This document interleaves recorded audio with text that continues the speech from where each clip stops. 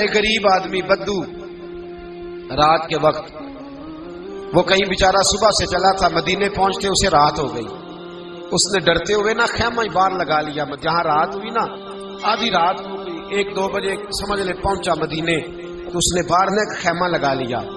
بیوی اس کی امید سے تھی، بچے کی ولادت کا وقت قریب آ گیا، بیمار ہو گئی، اس نے خیمہ لگایا.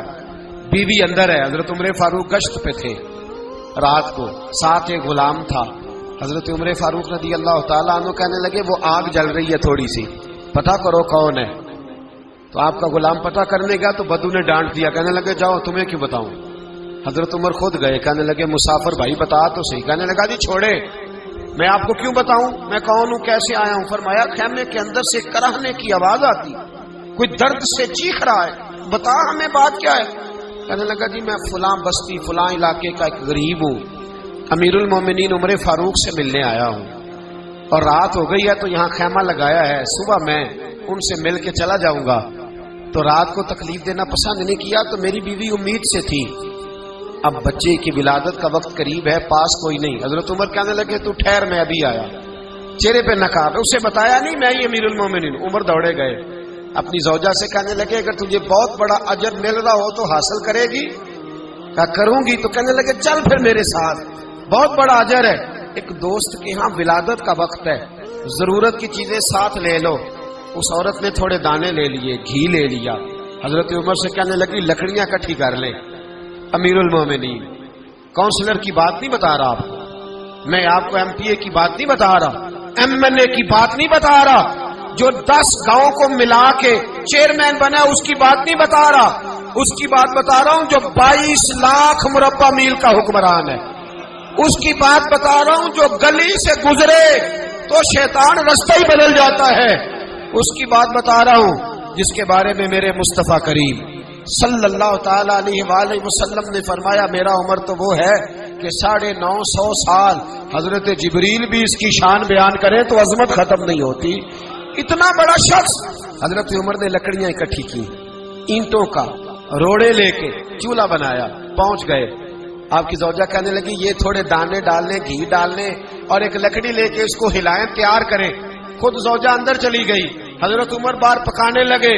وہ بدو کہتا ہے میں اس طرح کا ان کے ساتھ بہیو کرنے لگا جیسے وہ کسی چوکی دار کے ساتھ نہیں کرتا. میں نے سمجھا یہ عمر نے چوکی دار رکھے آنے جانے والے مہمانوں کا. میں کبھی پانی کا پیالہ مانگتا، کبھی کوئی بات، عمر دوڑے جاتے، کبھی پانی لاتے. او مسلمانوں، او میرے رسول کے غلام عزیزو. حضرت عمر فاروق وہ غلام کہتا ہے میں عمر سے کہتا، میں کہتا غلام پانی لا تو عمر دوڑ کے پانی لاتے. میں کہتا تجھے گھی پکانا بھی آتا ہے، پہلے بھی کبھی پکایا ہے؟ تو عمر فرماتے کوشش تو کر رہا ہوں. میں کہتا پہلے بھی کبھی تیری بیوی نے یہ کام کیا ہے؟ تو حضرت عمر کہنے لگے مجھے یاد نہیں، پوچھ کے بتاؤں گا. کہتے ہیں کیا رنگ تھا، کیا انداز تھا، کیا مصطفیٰ کی تربیت تھی، کیا انداز حضور نے سکھائے غلاموں کو. یہ کس طرح کا امیر ہے کہ یہ ہنڈیاں پکا رہا ہے، پھونکے مار رہا ہے ایک غریب کے لیے، دیہاتی کے لیے جسے جانتے بھی نہیں.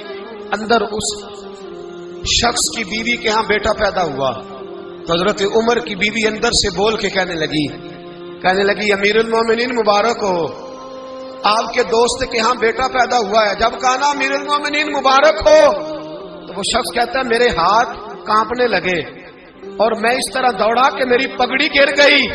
میں دوڑا تو عمر نے بلایا، کہا کدھر جاتے ہو؟ کہنے لگا آپ امیر المومنین ہیں، آپ امیر المومنین، آپ عمر ہیں. کیسر و کسرا جس کے نام سے کانپے آپ وہ ہیں جسے مصطفیٰ نے دعا مانگ کے اللہ سے مانگا، وہ والے عمر ہیں آپ. جس کے لیے علی المرتضیٰ فرماتے ہیں میں روز دعا کرتا ہوں، وہ والے عمر ہیں. جس کے بارے میں ابو بکر صدیق نے فرمایا تھا کہ میں اللہ سے کہوں گا مولا جو تیرے محبوب کی امت کے حق میں سب سے بہتر تھا میں اسے خلیفہ بنا کے، وہ والے عمر ہیں.